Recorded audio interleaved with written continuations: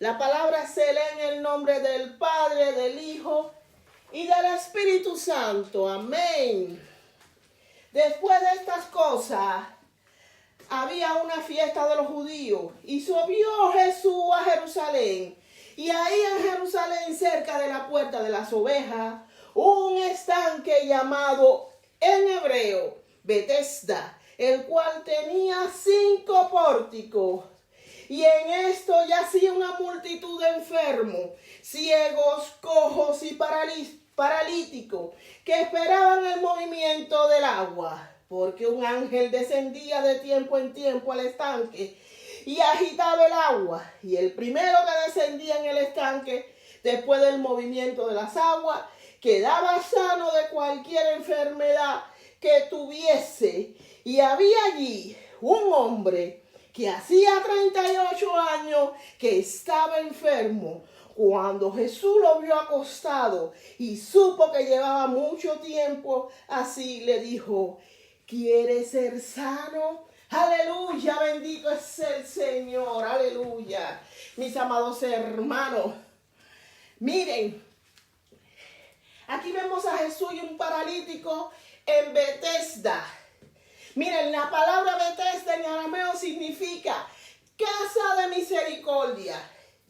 Era el nombre del estanque o del agua, o una piscina, o el misbah, que tenía 5 porticos. Los porticos son columnas, siendo situado a la puerta de las ovejas de Jerusalén, del templo de Jerusalén, al norte del área del templo, cerca de la Pascua. Cerca de la actual puerta que hay ahora, que se le llama la puerta de San Esteban. Se le llama así porque cerca de esa puerta se encontraba el lugar donde fue sepultado San Esteban, el primer mártir que fue apedreado por predicar el mensaje de Cristo. Miren, mis amados hermanos, los pórticos eran suficientemente amplios para albergar una multitud de enfermos, ciegos, cojos, paralíticos, que esperaban el movimiento del agua. La Biblia no dice que un ángel descendía de tiempo en tiempo al estanque. Se cree que eran los tiempos festivos, en los tiempos de las fiestas judías, tales como la Pascua, el Pentecoste y la fiesta de las enramadas. Durante esos días, las personas se reunían alrededor del estanque, esperando que las aguas se movieran. Y el primero que descendía al estanque después del movimiento del agua quedaba sano de cualquier enfermedad que tuviese. Esto nos indica que el agua realmente no era medicinal por sí misma. Había que esperar que el ángel descendiera y moviera las aguas. En excavaciones efectuadas en otoño del año 1888, en la parte nororiental de Jerusalén, a causa de la restauración de la iglesia Santa Ana, descubrieron un estanque de 5 pórticos de forma rectangular, dividido en 2 partes iguales por un muro, por el cual había una gran galería que completaban los 5 pórticos. Sobre la pared había un fresco, una pintura medio borrado que representaba un ángel en las aguas. Junto al estanque se hallaron restos también de un antiguo santuario pagano, originalmente dedicado a un dios semítico. Los semíticos eran dioses pertenecientes a la mitología de los pueblos semíticos, adorados en la vecindad del antiguo oriente, como los cananeos, asirios, y también ahí se adoraba al dios Eucalipio, quien era adorado porque en las aguas como de Tibiares y Gadara decían que eran aguas curativas. Todo esto nos da evidencia de estos hallazgos, que ese era el estanque de Betesda, ya que en los tiempos de Jesús se seguían practicando ritos paganos, aunque fuera de las murallas de Jerusalén. Aleluya. La gente sencilla entre los judíos imaginaban que un ángel entraba al estanque para para agitar las aguas, dando así poderes curativos, mientras que las creencias paganas era el dios Eusculapio, quien curaba a la gente mientras ésta dormía después de haberse bañado. Aunque la Biblia no especifica, mis queridos hermanos, se cree que fue durante la fiesta de la Pascua.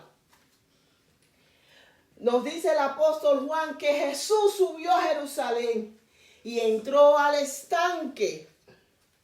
Aleluya. El estanque de Betesda era un lugar considerado pagano, llamado la casa de la misericordia. Aquel sitio había muchas personas enfermas con diversas aflicciones de toda la ciudad y tal vez de todas partes. Vamos a adentrarnos en la historia. Vamos a recorrer con la máquina del tiempo, que es nuestra imaginación. La imaginación que a su vez son los pies con los que camina el Espíritu. Aleluya. Miremos cómo Jesús, con su túnica blanca de lana y lino fino, sandalia de cuero marrón y su manto, protegiéndose del clima, porque las Pascuas bíblicas se situaban entre finales del invierno y principios de la primavera, en el mes de Nisan. Entonces, miren a Jesús, el dueño de la misericordia, está caminando en la casa de la misericordia y entra. Está en la multitud de enfermos, ciegos, cojos, paralíticos, diferentes dolencias. Esos enfermos, miren cómo solamente tienen tu atención. Su mirada está puesta en las aguas, esperando que se muevan para entrar a él y ser sanado. Aleluya. Entonces Jesús está caminando entre ellos, entre esa multitud. Y va en busca, entre esa multitud, a un hombre que lleva 38 años paralítico. Jesús estaba en el estanque y nadie lo reconoció. Ellos no pudieron ver el sanador, el todopoderoso. Estaba caminando entre ellos. Esos enfermos estaban centrados tanto en su dolor, en sus aflicciones, que no miraban a los lados. Sus pensamientos y su mirada estaban en el agua, en el ángel que removía las aguas. Por eso no pudieron ver que uno más grande que un ángel estaba allí. Aleluya. Jesús se dirigió única y exclusivamente hacia el hombre paralítico, que hacía 38 años estaba enfermo y estaba tratando de entrar a las aguas cuando éstas eran agitadas, pero no podía, era inválido, no podía correr, tenía que arrastrarse con sus manos. Imagínense la gente a su alrededor en su desespero. ¿Qué hacían? Se empujaban, lo pisoteaban. No lo dejaban llegar. Porque eran más veloces que él. Aleluya. Me imagino a aquel hombre sufriendo. Lo mal que se sentía. Porque no podía entrar a las aguas. Llorando de impotencia. Y nadie se compadecía de él. Tal vez él se maldecía y se lamentaba. Igual como lo hizo Job en su aflicción. Aleluya. Aleluya. Tal vez se preguntaba, ¿dónde está mi Dios? Todo el mundo me ha abandonado. ¿Dónde está mi Dios? El Dios de mis antepasados. El que abrió el mar en dos. El que nos dio con maná en el desierto. ¿Dónde está el Dios de mis antepasados? ¿Dónde está? Aleluya, aleluya. Pero lo que él nunca se imaginó, que el Dios de sus antepasados lo había puesto en su agenda del cielo y había planificado el día de su visitación. porque en el cielo ya se sabía de aquel hombre que llevaba mucho tiempo en ese estado deplorable. Cuánto alaban a Dios, cuánto desean que Dios tenga ahora mismo en su agenda del cielo la visitación para tu vida, la visitación para tu casa, para ese problema que tú tienes. Aleluya. El Rey del universo, el que en el principio era el Verbo, Él era la luz verdadera. Se hizo carne y vino al mundo. Se despojó a sí mismo de todas sus comodidades, de su trono. Y tomó forma de siervo, haciéndose semejante a los hombres. Vino humilde y a servir. Y caminaba por ese lugar pagano. Un lugar donde se adoraban otros dioses, que tienen boca pero no pueden hablar, tienen ojo pero no pueden ver, tienen oreja pero no pueden oír, ni siquiera pueden respirar ni ayudarse a él mismo. Ídolos hechos por manos humanas que no tienen poder. Aún así, al Todopoderoso no le importó y fue en busca del paralítico. Cuando lo encontró le dijo: ¿quieres ser sano? Una pregunta, tal vez para muchos innecesaria, pero vamos a razonar. Sí, porque si estás en ese lugar, seguramente porque tú deseas ser sanado físicamente. Pero mis amados hermanos, a la palabra de Dios no hay que leerla con lógica, hay que escudriñarla. Cuando la escudriñamos, esta frase, ¿quiere ser sano? La palabra sano es la palabra número 5199 en el libro de la concordancia Strong. Hugies. Y la definición de esta palabra quiere decir saludable. Es decir, bien el cuerpo, figuradamente fiel en la doctrina. Jesús lo que le preguntó, no solamente por su bienestar físico, Jesús también le preguntó: ¿quiere que sane tu fe? ¿Quiere estar sano espiritualmente? El hombre paralítico no solo tenía impedimento físico que tenía que sanar, también debía ser sana su alma, la cual estaba rota, sucia, destruida, vacía y enferma. Y eso fue lo que verdaderamente Jesús le sanó. Aleluya.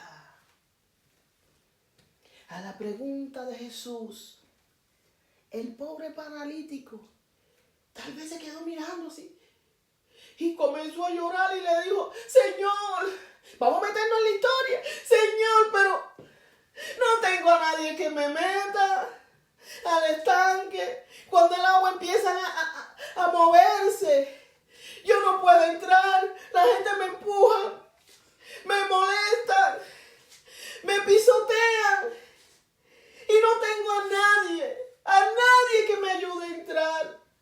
Todos se adelantan antes que yo. Y Jesús le dijo: levántate y recoge tu camilla y camina.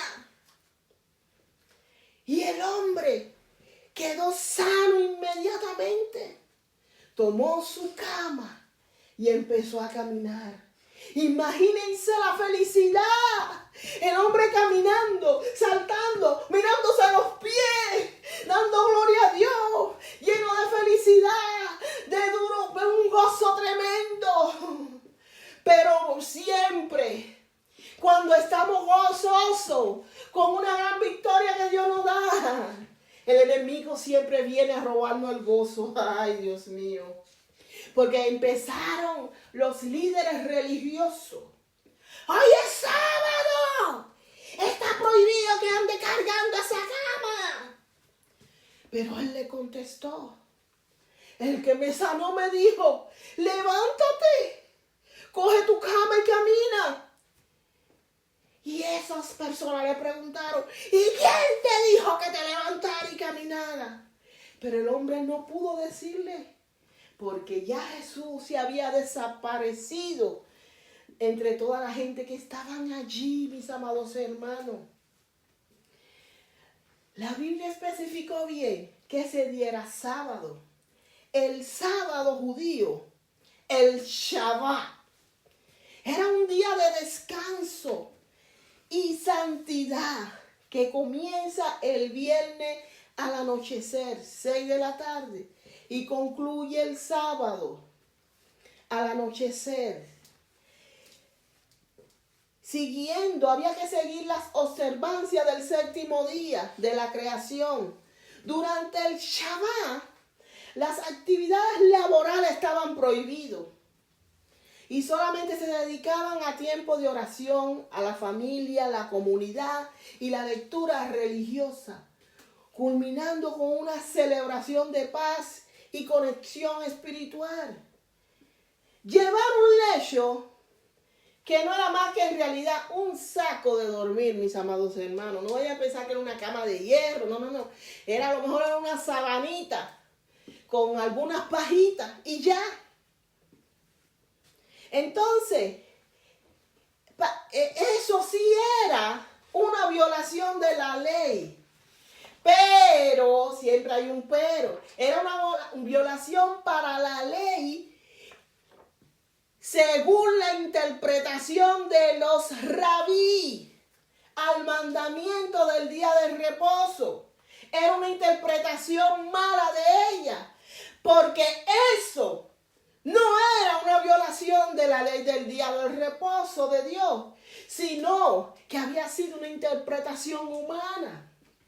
En el tiempo de Jesús, los rabinos eran tan estrictos que decían que un hombre pecaba si cargaba una aguja en su túnica en el día del reposo. Incluso alegaban si podía o no llevar dentadura postiza o una pierna de madera. ¿Se dan cuenta? Estaban tan sumidos en su interpretación humana que no discernieron ni interpretaron que Jesús era el Señor del sábado. ¿Y cree que todavía no pasa igual? Estaba leyendo una historia que en los años 1980, en Israel, se quemó una casa en unos barrios ortodoxos. Se estaba ardiendo la casa. Y cuando le preguntaron al rabino principal, se demoró tanto en responder, porque era día de reposo, que se quemó una manzana. Mira hasta dónde llegan. Todavía ellos siguen esperando su Mesías y ya el Mesías llegó. Aleluya. El Señor del sábado, el que tiene la autoridad de decidir qué se puede y no se puede hacer ese día, estaba delante de ellos. El sábado Dios lo hizo por causa del hombre. Es un regalo de Dios a los hombres.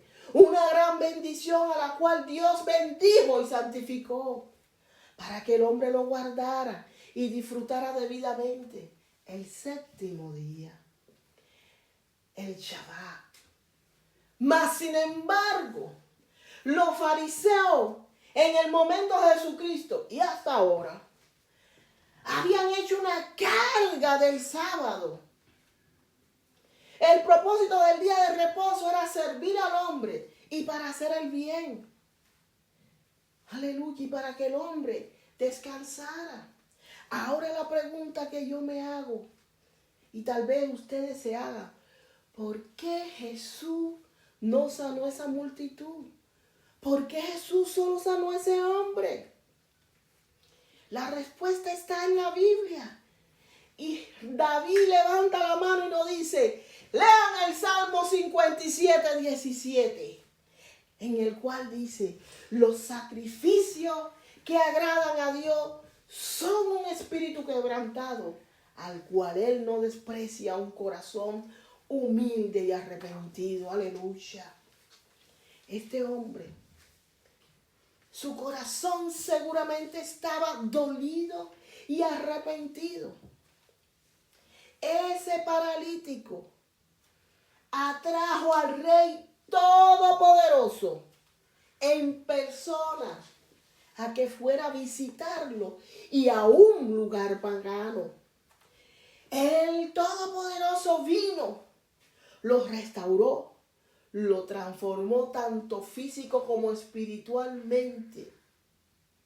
Aleluya. Cuánto anhelan una visita del Rey de Reyes, Señor y señores. Cuánto desean que el Rey de Reyes venga hoy a visitarlo. Aleluya. Aleluya. ¿Por qué los demás enfermos que estaban allí no fueron sanados? ¿Por qué Jesús escogió a ese hombre para ser sano dentro de tanta multitud?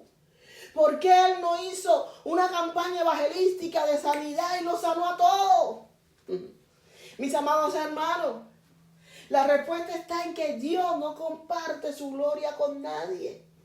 Y los corazones de esos enfermos estaban cerrados con candado a Dios. Sus miradas solo estaban fijas en el estanque, esperando y anhelando que el ángel moviera las aguas para lanzarse entre ellos a ciega como caballo de bocado, sin importar a quién pudieran lastimar o herir. Te pregunto a ti que me escucha, ¿dónde tiene tu mirada fija hoy? Tal vez tú estés pensando, eso fue hace mucho tiempo. Yo no soy como eso. Yo soy bueno, yo soy justo. El Señor puede venir a mí. Pues te tengo noticia. La Biblia dice que no hay nada nuevo debajo del sol. Que lo que fue, lo mismo será que lo que ha sido hecho. Que lo mismo que se hará. Ciertamente, lo dice la Biblia, no hay un hombre justo en la tierra que haga el bien y nunca peque. Aleluya. ¿En qué tienes fijas tu mirada? Te pregunto nuevamente. ¿La tienes en tu miseria? ¿La tienes fija en tu riqueza? ¿La tienes fija en tus hijos? ¿La tienes fija en lo que dirán? La Biblia dice que todo es vanidad de vanidades. ¿Qué sentido tienen nuestras vidas en un mundo tan confuso como este en el que vivimos? Que por tal de ganarnos la aceptación del mundo, de las personas, perdamos nuestra vida interior y no nos aceptemos nosotros mismos tal como somos para ser aceptados por otros. ¿De qué sirve que una persona gane todo en este mundo, todo lo que quiera? Aleluya. Y le pierda el sentido a su vida. Y también pierda su alma. Mis amados hermanos, la verdadera satisfacción y el sentido de la vida está en temer y adorar a Dios. Disfrutar de sus dones y confiar en que Él tiene la última palabra. No podemos confiar ni esperar en los demás. Debemos de tener nuestra mirada centrada en Jesús. Porque Dios amó tanto a este mundo, a las personas de este mundo, que entregó a su único Hijo para que todo que en Él crea no muera, sino que tenga vida eterna. Mis amados hermanos, ¿saben por qué viene Dios? ¿Por cuál persona viene Dios? Él viene por los que lo esperan. Él viene por lo que en Él esperan. Y lo que mueve a Dios es el amor, la fe, la gratitud, la humildad y la oración. Son los que abren la puerta a su intervención divina para que su voluntad se manifieste en todo aquel que en Él cree. Aleluya. Él vino a buscar a una mujer samaritana.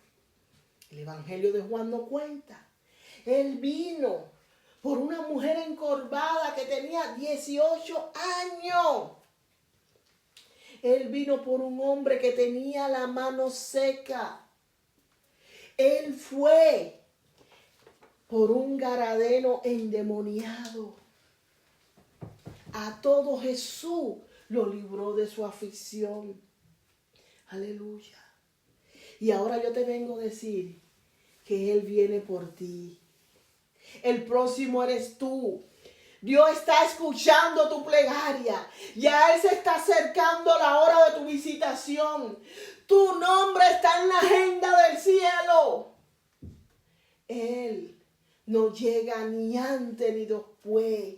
Él llega en el momento justo. Dios todo lo tiene debajo de su control. Enfoca tu mirada en Él. Espera. No deje que nada te quite el gozo. No deje que nada te arrebate tu bendición. Asimismo como Dios hizo con esas personas. Asimismo, Él vendrá a tu vida. Te restaurará. Te bendecirá. Dios lo hará. Y si lo cree, di un amén bien fuerte. Aleluya, amén. Gloria a Dios, mis amados hermanos. Dios es un Dios justo. Dios es todopoderoso. El Dios que le servimos todo lo puede. Espera en Él y Él hará. Búscalo hoy mientras pueda ser hallado. Que Dios me lo bendiga. Cristo viene pronto. Shalom, shalom.